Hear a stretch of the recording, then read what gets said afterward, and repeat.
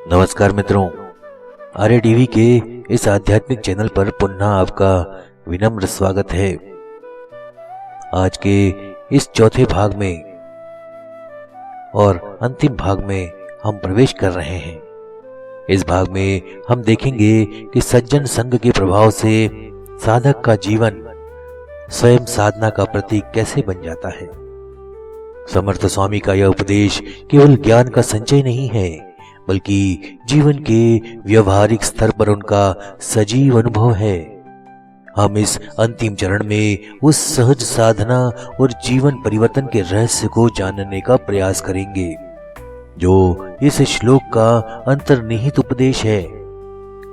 आपसे पुनः हार्दिक अनुरोध है कि हमारे चैनल आर्य टीवी ऑफिशियल को सब्सक्राइब करिए, वीडियो को लाइक और शेयर करें ताकि यह दिव्य संदेश सभी साधक बंधुओं तक पहुंच सके। तो आइए इस विवेचन की पूर्णता के साथ अंतर्मन को प्रकाशित करते हैं। मनुष्य के जीवन की सबसे बड़ी उपलब्धि उसका अंतःकरण शुद्ध करना है।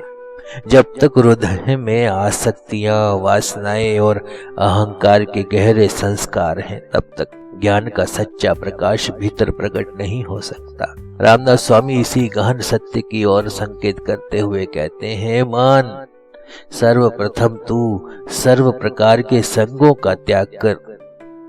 यहाँ संग केवल बाह्य संगति का निर्देश नहीं है, बल्कि भीतर बसे हुए उन विचारों, भावनाओं और आदतों को अपने मन में उलझाए रखना पड़ता है, उससे दूर होना है। मनुष्य का मन जैसा वातावरण ग्रहण करता है, वैसे ही उसका व्यक्तित्व आकार लेता है। यदि मनुष्य का संग दूषित होगा तो चाहे वह बाहर से जितनी भी साधना कर ले, भीतर की अस्थिरता दूर नहीं होगी। इसलिए पहले संग का परित्याग करना अनिवार्य है। केवल शारीरिक दूरी पर्याप्त नहीं है, मानसिक दूरी, भावनात्मक निर्लिप्तता भी उतनी ही आवश्यक है। जब तक मन किसी के प्रति आकर्षित है, उसके प्रभाव में है, तब तक वह स्वतंत्र नहीं है। इसलिए स्वामी जी कहते हैं, सभी संगों से मुक्त हो जा। लेकिन यह मुक्ति कोई विरक्ति या शुष्कता नहीं है, यह एक गहन तैयारी है ताकि मन सज्जनों के संग को सही भाव से ग्रहण कर सके। सज्जनों के संग में वही व्यक्ति सच्चा लाभ उठा सकता है जिसका हृदय रिक्त है, जो पूर्वाग्रह से मुक्त है, जो निष्कुलप है, श्रद्धा के साथ सीखने को तैयार है। इसलिए पहले भीतर से आसक्तियों का त्याग करना है, फिर सज्जनों के संग में आदर पूर्वक प्रवेश करना है। अति आदरे सज्जनाचा धरावा। इसका अर्थ अत्यंत सुंदर और गहरा है। सज्जनों का आदर करना मात्र औपचारिकता नहीं है, यह आदर हृदय की गहराइयों से उत्पन्न होना चाहिए। जब साधक सज्जनों के संग में आता है तो उसे अपनी समूची अहम भावना, अपनी समस्त बौद्धिकता और अपनी छोटी बड़ी धारणाओं को एक और रख देना चाहिए। उसके भीतर केवल भावना होनी चाहिए, मैं कुछ नहीं जानता, मैं पूर्णतः ग्रहण करने को तैयार हूं। जब साधक इस भावना से सज्जनों का संग करता है तो सज्जनों के व्यक्तित्व की सुगंध उसके भीतर फैलती है। सज्जनों का संग कोई शिक्षण नहीं है जो शब्दों से दिया जाए, यह एक प्रकार का चैतन्य संस्कार है जो मौन के माध्यम से होता है। सज्जनों के संग में बैठते ही साधक के भीतर एक अदृश्य कंपन उत्पन्न होता है। वह कंपन धीरे धीरे साधक के समस्त विकारों को धो डालता है। जैसे नदी की धारा से स्नान करने पर शरीर स्वच्छ हो जाता है, वैसे ही सज्जनों की संगति से चित्त शुद्ध हो जाता है। जया चेनी संगे महा दुख भंगे।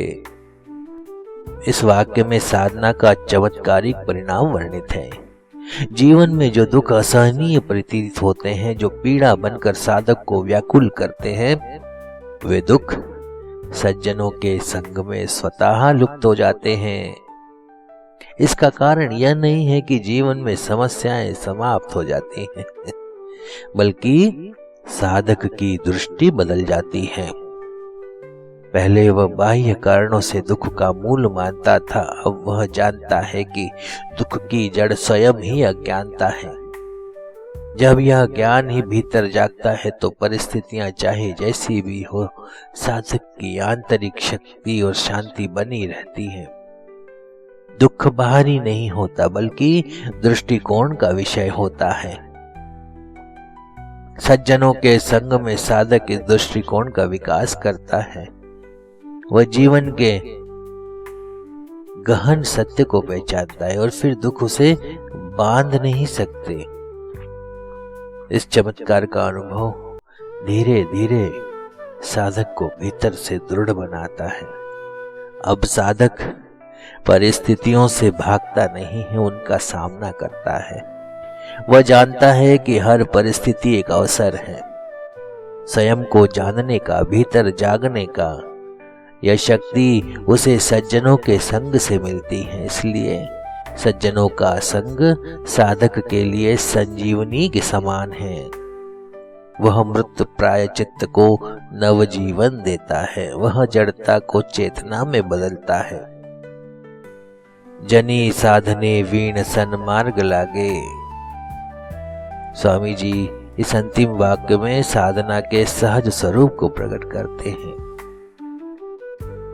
साधना स्वयं होती है, उसका जीवन साधना बन जाता है। उसके प्रत्येक कार्य, प्रत्येक वचन, प्रत्येक विचार में साधना झलकती है। यह सहज साधना ही सच्ची साधना है। जब साधना बोझ बन जाती है, जब वह एक जबरदस्ती का अनुशासन बन जाती है, तब वह कृत्रिम हो जाती है। लेकिन जब साधना सहज प्रवाह में घटित होती है, तब वह जीवन के प्रत्येक क्षण को आनंदमय बना देती है। सज्जनों के संग में साधक को यह सहज साधना प्राप्त होती है। फिर साधक को विशेष प्रयास नहीं करना पड़ता कि वह सन्मार्ग पर रहे। उसका स्वभाव ही सन्मार्ग की ओर प्रवृत्त हो जाता है। जैसे सूर्य के उदय होते ही अंधकार स्वयमेव नष्ट हो जाता है, वैसे ही सज्जनों के संग के प्रकाश से साधक के जीवन से अज्ञान का अंधकार मिट जाता है। स्वामी जी हमें अत्यंत महत्वपूर्ण संकेत देते हैं कि सच्ची साधना किसी विशेष समय की, किसी विशेष स्थान की या किसी विशेष विधि की मोहताज नहीं होती। जब भीतर शुद्धता आती है, जब सज्जनों के गुणों का प्रभाव पड़ता है, तब साधना निरंतर और स्वाभाविक हो जाती है। वह केवल ध्यान या पूजा तक सीमित नहीं रहती, वह साधक के आचरण, व्यवहार, विचारों में भी प्रकट होती है। जीवन का प्रत्येक क्षण साधना बन जाता है, प्रत्येक कार्य ईश्वर की सेवा बन जाता है, प्रत्येक संबंध प्रेम और करुणा का माध्यम बनता है। तब साधक और जीवन के बीच कोई द्वैत नहीं रह जाता, वह जीवन के हर अनुभव को साधना का अंग मानता है। दुख और सुख समान भाव से स्वीकार करता है, विजय और पराजय में समभाव रखता है। यही सहज सन्मार्ग है जो सज्जनों के संग से प्राप्त होता है। अंततः यह समझना आवश्यक है कि सज्जनों का संग प्राप्त करना कोई साधारण बात नहीं है। इसके लिए भीतर की गहन पुकार चाहिए, सच्ची प्यास चाहिए। जब साधक पूरी ईमानदारी से अपने हृदय को शुद्ध करता है, तब वह अहंकार और कामनाओं से मुक्त होने का प्रयास करता है। तब ईश्वर उसकी सहायता करते हैं और उसे सज्जनों के संग का सौभाग्य प्राप्त होता है। जब यह संग मिले तो उसका आदर करना चाहिए, उसका संरक्षण करना चाहिए। सज्जनों के संग में बैठना भी एक तपस्या है। वहां केवल वाणी से नहीं बल्कि मौन से भी बहुत कुछ सीखा जाता है। सज्जनों के आचरण, उनके जीवन के सूक्ष्म संकेतों से शिक्षा ग्रहण करनी होती है। यह शिक्षा किसी शास्त्र में नहीं मिलती, अनुभव से मिलती है, जागरूकता से मिलती है। और जब साधक सज्जनों के जीवन से शिक्षा ग्रहण करता है तब उसका स्वयं का जीवन एक दिन सज्जनता की सुगंध से भर जाता है। स्वामी जी का यह उपदेश केवल किसी युग विशेष के लिए नहीं है, यह आज भी उतना ही प्रासंगिक है जितना सैकड़ों वर्ष पूर्व था। क्योंकि मनुष्य का मूल स्वभाव नहीं बदलता। आज भी मनुष्य बाह्य संगति से प्रभावित होता है, आज भी वह दुखों से घिरा रहता है, आज भी वह सन्मार्ग की तलाश में है। इसलिए यदि हम समर्थ रामदास स्वामी के उपदेश को जीवन में उतारें तो हम भी उस आनंद, उस शांति, उस मुक्त अवस्था को प्राप्त कर सकते हैं जिसकी खोज में सारा जीवन बीत जाता है। इस प्रकार बस एक श्लोक के भीतर समर्थ स्वामी ने संपूर्ण साधना का रहस्य, उसकी दिशा और उसकी सिद्धि का मर्म अत्यंत मार्मिक रूप से और संक्षिप्त किंतु अत्यंत प्रभावशाली शब्दों में प्रकट किया है। उनके वचनों में जो शक्ति है वह आज भी साधक के हृदय को आंदोलित कर सकती है, यदि हम उसे श्रद्धा से, विनम्रता से और संपूर्ण समापन के साथ कहें। तो मित्रों, आप सभी का हृदय से आभार जिन्होंने इस विस्तृत आध्यात्मिक विवेचन को ध्यान पूर्वक सुना और आत्मसात किया। आपके समय, श्रद्धा और प्रेम के लिए हम अत्यंत कृतज्ञ हैं। आशा है कि समर्थ स्वामी के इस दिव्य उपदेश से आपके जीवन में साधना, शांति, सन्मार्ग की चेतना और गहरी होगी। कृपया हमारे इस चैनल को आज ही सब्सक्राइब करें और इस वीडियो को लाइक करें और अपने मित्रों, परिवारजनों के साथ शेयर करें ताकि यह पावन संदेश हर हृदय तक पहुंच सके। फिर मिलेंगे अगले सुंदर प्रेरणादायक प्रसंग के साथ। तब तक जय जय रघुवीर समर्थ। नमस्कार, धन्यवाद।